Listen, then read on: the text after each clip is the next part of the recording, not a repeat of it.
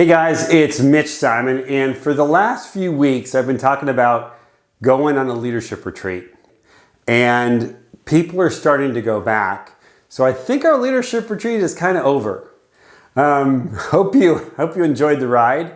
I know for those of us who have gone back, you're back, you're working, things are not normal.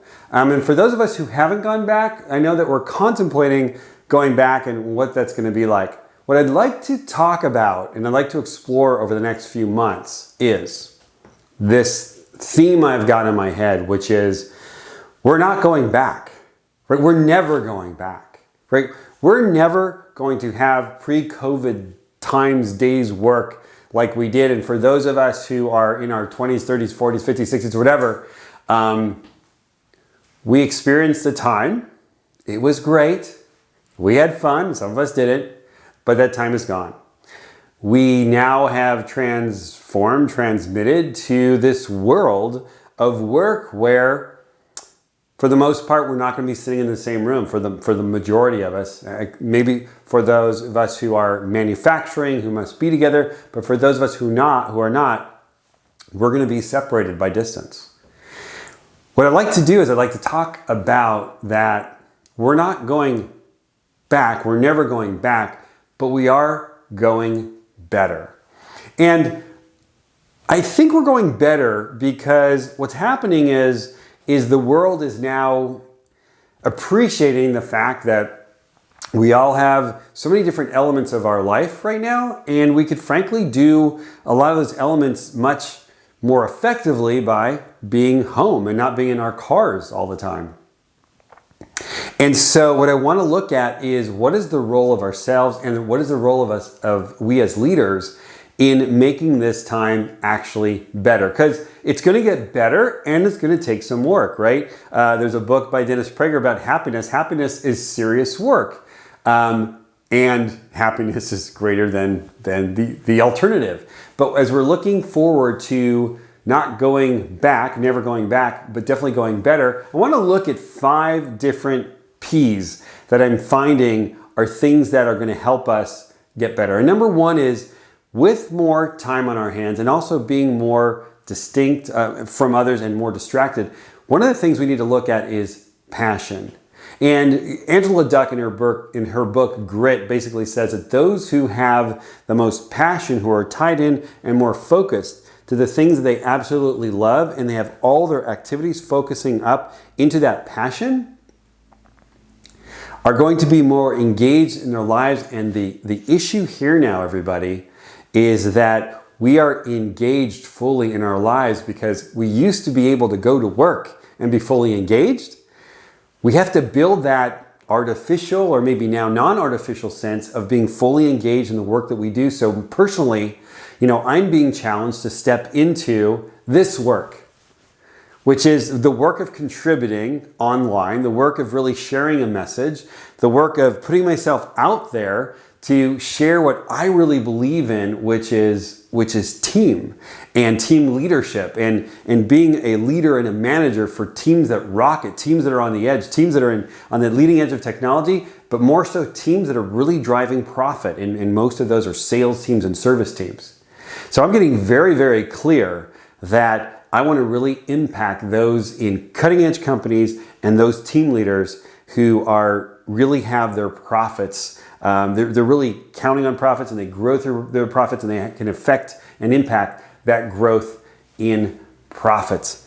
That is what my passion is, and I'm throwing myself into it. And I am challenging myself to really share that passion with you, because I know that you gals all share that passion, which is to dive into something, make a big difference, but get very, very clear, which we must get clear on what our passion is, and to have all activities streaming up to that one passion. So my passion is to really advance the leadership and the teams, and those teams that are really on the cutting edge and really affecting and impacting profitability.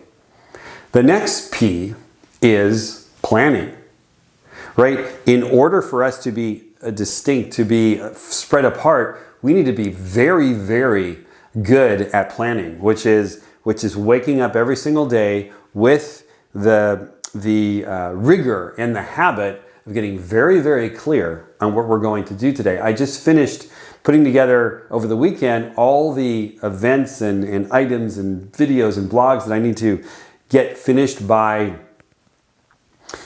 June, and it's a lot. And it scares the life out of me, and I just get shaky thinking about it. And what I'm doing is I'm getting very, very clear on planning. From a leadership standpoint, that's one of the keys that you're going to want to support your people in as well, is to get them very, very clear on planning out their days. We'll talk more about that this month. The third really is, looking at my chart, the third is philosophy. So what is your personal philosophy? My personal philosophy is team. It's one word, team. Team everything, right? I believe that through team, you grow. Through team, you find out who you are. For team, you get more done. Through team, you have a significant impact in the world. And so my challenge moving forward is to build that team. Build a team for video, for social media, for people that I can support and can support me to bring my message of team into the world. So it's really important that you get clear on your personal philosophy and that every action drives from that personal philosophy. So we've got our first P is passion, and then we've got planning, and then we've got philosophy. The next P is personal. It's just personal. It's like, what's going on with you personally? It was so much easier to go to the office and talk to people. We're going to be separate. We're going to have to get really, really good at understanding what's going on with ourselves personally. Personally, it's, I've been separated from humans. I like humans, and it's been kind of tough. I need more connection in my life. Got great kids, got a great girlfriend, but I need more connection. And so I need to see that. And so I've reached out to friends of mine, Mark here, Mark in Colorado, and I've been reaching out to other professors across the country that I can really share and bring my ideas to life, but to really build that personal connection. So personal connection really has to do with personally with yourself. And my last P is it's personal again, but it's more personal connection. In order for us to really launch into this time where we're not going back, we're never going back, but we're going to get better, we need to stay on top of the connections that we have with our friends, with our family, but really with our team, right? As a team leader, it is imperative that you are building those personal connections because we don't have the physical connections anymore. And I think this is going to be our biggest challenge. I know that I've formally talked about authentic conversations and having conflict and dealing with conflict.